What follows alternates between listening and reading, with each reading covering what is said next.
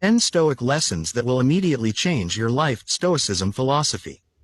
2,000 years ago, in a world without therapy, self-help books, or modern psychology, a small group of thinkers figured out something most people today still struggle to grasp. That a calm, disciplined, meaningful life is available to anyone, regardless of their circumstances, the moment they master the way they think. Marcus Aurelius ruled an empire while battling plague and war and still found peace through Stoic practice. Epictetus was born into slavery and became one of history's freest minds. Seneca lived under the shadow of a tyrant and still taught composure and purpose to generations that followed. Stoicism is not an ancient relic. It is a living, practical system, and today we are going to walk through 10 lessons drawn from this philosophy that can begin changing your life the moment you understand and apply them. Before we dive in, if you want more content like this delivered every week, take a moment right now and subscribe to this channel. We break down Stoic philosophy and timeless wisdom into practical lessons you can actually use, and subscribing helps this channel keep growing so we can keep making this content for you. Let's get started. Lesson 1. You suffer more in imagination than in reality. Seneca wrote one of the most quoted lines in all of Stoic philosophy, that we suffer more often in imagination than in reality. This single observation, once truly understood, changes the entire way a person relates to fear and anxiety.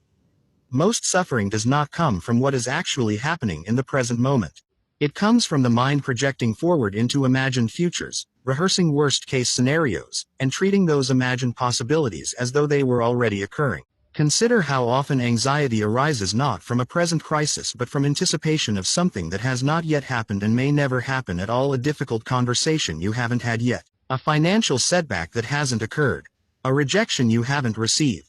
The mind treats these imagined futures with the same intensity as real, present danger, flooding the body with stress even though nothing has actually gone wrong. This is one of the great tricks the untrained mind plays on itself, and recognizing it is the first step toward freedom from it. The Stoic remedy is a disciplined return to the present moment, examining what is actually true right now rather than what might become true later. When anxiety about the future arises, ask yourself directly, what is actually happening in this exact moment? In the vast majority of cases, the present moment is manageable, even when the imagined future feels overwhelming. This does not mean ignoring genuine risks or failing to prepare for real challenges. It means refusing to suffer twice, once in imagination and again in reality, when disciplined attention to the present moment can spare you the first, unnecessary round of suffering entirely. This lesson alone, practiced consistently, can dramatically reduce the daily weight of anxiety most people carry without ever questioning it. Lesson 2.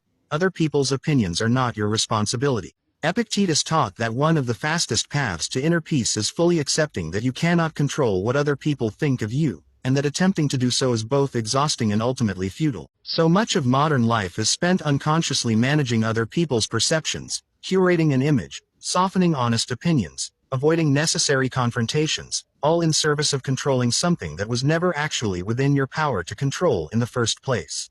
This lesson does not give permission to become careless or cruel toward others. It simply draws a clear, liberating line between your own conduct, which is entirely your responsibility, and other people's interpretations of that conduct, which is not. You can act with honesty, kindness, and integrity, and some people will still misunderstand, criticize, or judge you unfairly. This is not a reflection of any failure on your part. It is simply the nature of other minds, which operate according to their own history, biases, and limitations that have nothing to do with you. Once this distinction becomes real rather than theoretical, an enormous amount of unnecessary anxiety begins to fall away. You stop rehearsing conversations in your head trying to predict every possible reaction. You stop avoiding necessary truths out of fear of disapproval. You start acting from your own genuine values rather than from anticipated judgment. Marcus Aurelius reminded himself constantly that living well did not require the approval of others, only the maintenance of his own character. This lesson, once internalized, becomes one of the most immediately freeing shifts available in the entire Stoic system, because it returns an enormous amount of wasted mental energy back to your own actual control. Lesson 3. Time is the only truly irreplaceable resource. Seneca wrote extensively about the strange way people guard their money and possessions carefully while spending their time, the one truly irreplaceable resource, with careless abandon. Money lost can be earned again. Possessions lost can often be replaced. But time, once spent, is gone permanently, and yet most people live as though they have an unlimited supply of it, postponing meaningful action indefinitely in favor of trivial distraction. This lesson becomes genuinely transformative once it moves from abstract awareness to actual daily practice. It requires an honest audit of where your time currently goes, how many hours are spent on passive entertainment, unnecessary scrolling, or activities that provide no lasting value, compared to how many hours are spent on work, relationships, and pursuits that genuinely matter to you. Most people, when they conduct this audit honestly for the first time, are startled by the gap between how they imagine they spend their time and how they actually spend it. The Stoic response is not asceticism or the elimination of all leisure. It is intentionality, ensuring that your time is spent according to your actual values rather than by default or habit. This might mean setting clear boundaries around low-value activities, prioritizing time with people who genuinely matter to you, or finally beginning work on the project you have postponed for years. Seneca's core warning was that people waste the very thing they can least afford to lose, treating their days as though an infinite supply remains available, when in reality no one is guaranteed a single additional day beyond the one they are currently living. Once this lesson becomes real, the way you spend your hours changes almost immediately. Lesson 4. Adversity reveals character. It does not create it. The Stoics taught that difficulty and hardship do not create weakness or strength in a person. They simply reveal what was already present, often hidden beneath the surface during easier times. Epictetus compared this to a wrestler who only discovers the true extent of their training when facing a genuinely difficult opponent. The character you display during hardship was built long before the hardship arrived, through the countless small choices made during ordinary, uneventful days. This lesson reframes how you should think about difficult periods in your life. Rather than viewing adversity purely as something to survive or endure, the Stoic view treats it as valuable information about where your character currently stands, and as an opportunity to strengthen exactly the qualities that difficulty demands. A person who remains composed during a genuine crisis is not lucky or naturally gifted with calm. They have built that composure through prior discipline, and the crisis simply reveals the strength that was already being quietly constructed. This means the real work of building character happens primarily during ordinary times, not during crises themselves. The daily discipline of managing your reactions to minor frustrations, maintaining your principles when no one is watching, and practicing composure in small, low-stakes situations is what actually determines how you will respond when a genuinely significant challenge eventually arrives. If you find yourself falling apart during difficulty, the Stoic lesson is not to judge yourself harshly for the collapse itself, but to recognize it as valuable information about which specific disciplines need to be strengthened during the calmer periods that follow, so that the next test of character finds you better prepared than the last. Subscribe reminder. We are just getting started, and if these lessons are resonating with you, take a moment now to subscribe to this channel. Every week we break down Stoic philosophy and ancient wisdom into practical lessons that can genuinely change how you move through the world. Hit subscribe, turn on notifications, and let's continue. Lesson 5. You do not have to believe every thought you have. One of the most quietly revolutionary Stoic insights is the understanding that a thought arising in your mind is not automatically true, important, or worth acting upon simply because it appeared there. The untrained mind treats every thought as though it carries automatic authority, an anxious prediction, a harsh self-judgment, an impulsive urge, and reacts accordingly without ever questioning whether the thought actually deserves that level of trust. The Stoics taught a practice of examining impressions before accepting them, treating each thought as a claim to be evaluated rather than a fact to be automatically believed. This creates critical distance between you and your own mental noise, allowing you to notice a harsh self-critical thought, for example, and instead of immediately believing it and spiraling into shame, pause and ask whether this thought is actually accurate, proportionate, and useful, or whether it is simply an old, automatic pattern firing out of habit rather than truth. This distinction between having a thought and believing a thought is enormously liberating once it becomes a consistent practice. It means an anxious prediction about the future does not need to be treated as a certainty demanding immediate emotional reaction. It means a harsh judgment about your own worth does not need to be accepted simply because your mind produced it in a moment of frustration or fatigue. Marcus Aurelius practiced this constantly, examining his own impressions with the same scrutiny he would apply to any other claim before accepting them as guides for action. Building this habit requires consistent practice, but once established, it fundamentally changes your relationship with your own mind, transforming you from someone controlled by every passing thought into someone who evaluates thoughts with the same calm discernment a wise judge applies to conflicting testimony. Lesson 6. Gratitude is a discipline, not a feeling.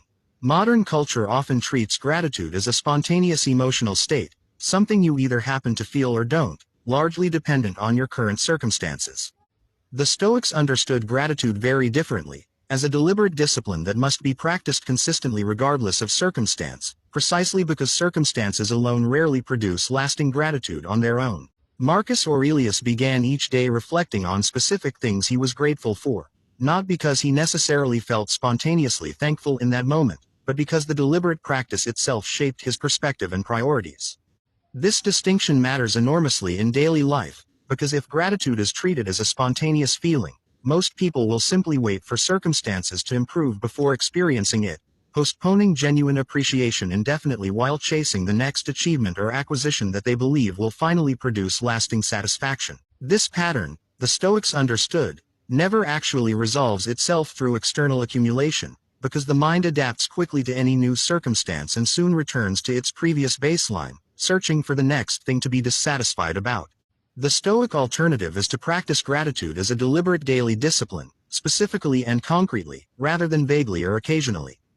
This might mean identifying 3 specific things each day, however small, that deserve genuine appreciation: a functioning body, a meaningful conversation, an ordinary meal. This practice, repeated consistently, gradually retrains the mind's default orientation away from constant comparison and dissatisfaction and toward genuine appreciation for what is already present.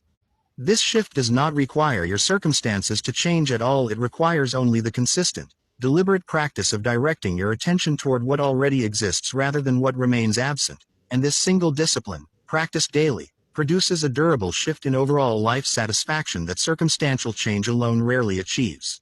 Lesson 7. Your reputation is not your character. The Stoics drew a sharp distinction between reputation, how you are perceived by others, and character, who you actually are in your private thoughts and unobserved actions. Reputation can be manipulated, misunderstood, or simply mistaken, shaped by factors entirely outside your control, including other people's biases, incomplete information, or simple misfortune.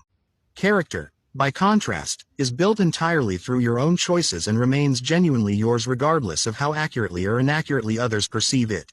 This distinction matters because many people unconsciously prioritize the maintenance of reputation over the actual building of character, making choices designed primarily to look good to others rather than to genuinely be good according to their own considered values.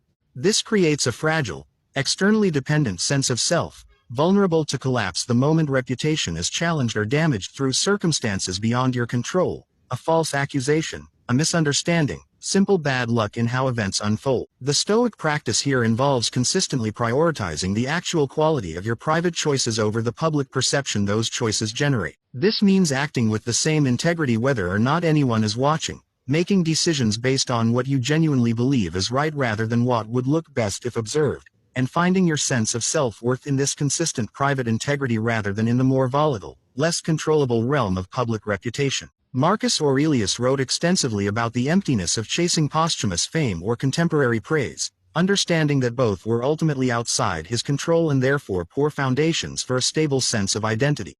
Building your identity on character rather than reputation produces a stability that external opinion, however favorable or unfavorable, simply cannot shake. Subscribe reminder. If these lessons are giving you real value, this is the perfect moment to subscribe to the channel. We are building a community focused on practical, applicable Stoic wisdom, and every subscriber helps this content reach more people who need it. Hit subscribe now, and let's move into the final lessons. Lesson 8. Complaint changes nothing and costs everything. The Stoics viewed habitual complaint as one of the most corrosive habits a person can develop, not because voicing genuine problems is wrong, but because the habitual, repetitive complaint that changes nothing about the underlying situation drains energy, reinforces a victim-oriented mindset, and produces no actual improvement in circumstances. Marcus Aurelius reminded himself that complaining about a situation while doing nothing to address it accomplishes absolutely nothing beyond making the complainer feel temporarily justified in their frustration. This lesson requires an honest distinction between productive problem identification, which leads toward action or acceptance, and habitual complaint, which simply cycles the same frustration repeatedly without ever resolving into either. Productive engagement with a problem looks like clearly identifying what is wrong, determining what genuinely lies within your control to address, and taking concrete action on that portion while consciously releasing frustration about the portion that does not. Habitual complaint, by contrast, simply repeats the frustration indefinitely, often to multiple different listeners, without ever transitioning into either action or genuine acceptance. Breaking this habit requires catching yourself in the moment of complaint and asking a simple question. Is this complaint leading toward action I am actually willing to take, or is it simply venting that will change nothing about the underlying situation? If action is possible and you are willing to take it, direct your energy there instead of toward further complaint. If no action is possible, the Stoic discipline calls for genuine acceptance rather than continued complaint, redirecting your attention toward what remains within your control. This single shift, catching and redirecting habitual complaint, immediately improves both your own daily experience and the experience of the people around you, who are relieved of the burden of repeatedly absorbing frustration that was never going to resolve into anything productive. Lesson 9. Simplicity creates space for what matters. The Stoics, despite living in a world without modern consumer culture, still understood the danger of excessive attachment to possessions, status, and material accumulation. Seneca, despite considerable personal wealth, practiced deliberate simplicity, understanding that an excessive focus on acquiring and maintaining material things consumes attention and energy that could otherwise be directed toward genuinely meaningful pursuits, relationships, ideas, and personal growth.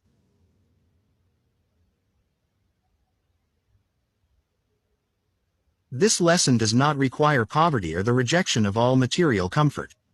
It requires honest examination of whether your current relationship with possessions and status serves your genuine values or has instead become an exhausting, unexamined pursuit that consumes disproportionate time and mental energy without producing corresponding fulfillment. Many people find themselves on a treadmill of acquisition, each new purchase or achievement producing only brief satisfaction before attention shifts to the next desired thing, with genuine contentment always remaining just out of reach. Practicing simplicity as a Stoic discipline means periodically stepping back and honestly evaluating which possessions, commitments, and pursuits genuinely add value to your life versus which have simply accumulated through habit, social pressure, or unexamined desire. This might mean decluttering physical possessions that no longer serve a genuine purpose, simplifying an overly complicated schedule filled with obligations that no longer align with your actual priorities, or consciously resisting the pull toward the next unnecessary purchase or upgrade. The space created by this simplification, both physical and mental, becomes available for what actually matters: deeper relationships, meaningful work, genuine reflection, rather than remaining perpetually consumed by the endless maintenance of an ever-expanding collection of possessions and obligations that rarely deliver the satisfaction they initially promised. Lesson 10. You already have everything required for a good life. Perhaps the most immediately liberating Stoic lesson is the understanding that a genuinely good life does not require external circumstances to change first. Epictetus, who possessed almost nothing in the way of material wealth or social status, insisted that everything required for a virtuous, meaningful, well-lived life was already available within each person: their own reason, their own capacity for choice, and their own ability to act with integrity regardless of external circumstances. This lesson directly challenges the common belief that a good life is something waiting on the other side of some future achievement: more money, a better relationship, a different job, a resolved health issue. While these external improvements may genuinely be worth pursuing, the Stoics insisted that treating them as prerequisites for living well creates a permanently postponed existence, always waiting for circumstances to align before genuine engagement with life can begin. Applying this lesson means recognizing that the capacity for disciplined thought, honest action, meaningful connection, and genuine appreciation is available to you right now, in your current circumstances, regardless of what remains unresolved or imperfect in your external situation. This does not mean abandoning ambition or ceasing to work toward genuine improvement. It means refusing to postpone actual living, actual presence, actual engagement with the people and work in front of you, until some imagined future point when circumstances finally feel sufficient. Marcus Aurelius, ruling during plague and war, and Epictetus, having endured slavery, both demonstrated that a genuinely good life, built through disciplined character and clear thinking, remains available even under circumstances far more difficult than most people currently face. This final lesson ties every previous one together. The tools for a well-lived life are not somewhere out ahead of you. They are already in your hands.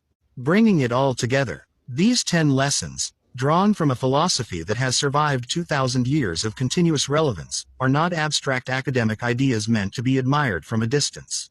They are practical tools, tested across centuries by people who faced circumstances far more difficult than most modern challenges, and refined into a system that remains remarkably applicable to the specific pressures of contemporary life: digital distraction, social comparison, constant uncertainty, and the ever-present temptation to postpone genuine living in favor of chasing the next external achievement. What makes Stoicism genuinely transformative is not any single lesson in isolation, but the cumulative effect of applying these principles consistently over time. Recognizing that suffering often lives more in imagination than reality, releasing the exhausting effort to control other people's opinions, treating time as the genuinely irreplaceable resource it is, understanding that character is revealed rather than created by adversity, questioning your own automatic thoughts, practicing gratitude deliberately, building identity on character rather than reputation, eliminating habitual complaint, embracing simplicity, and recognizing that everything required for a good life is already available to you. Each of these lessons reinforces the others, building toward a way of living that remains steady and purposeful regardless of external circumstances. Begin with whichever lesson resonates most strongly with your current challenges, and practice it consistently rather than attempting to transform everything at once. The Stoics themselves understood that this is a lifelong practice, not a single insight that produces permanent transformation overnight. Trust the process, remain patient with your own progress, and allow these ancient principles to gradually reshape how you think, how you feel, and how you move through the world. Closing. If these 10 lessons gave you real insight you can start applying today, do not leave without subscribing to this channel. We publish content exactly like this every single week, breaking down Stoic philosophy and timeless wisdom into practical lessons that can genuinely change how you experience your life.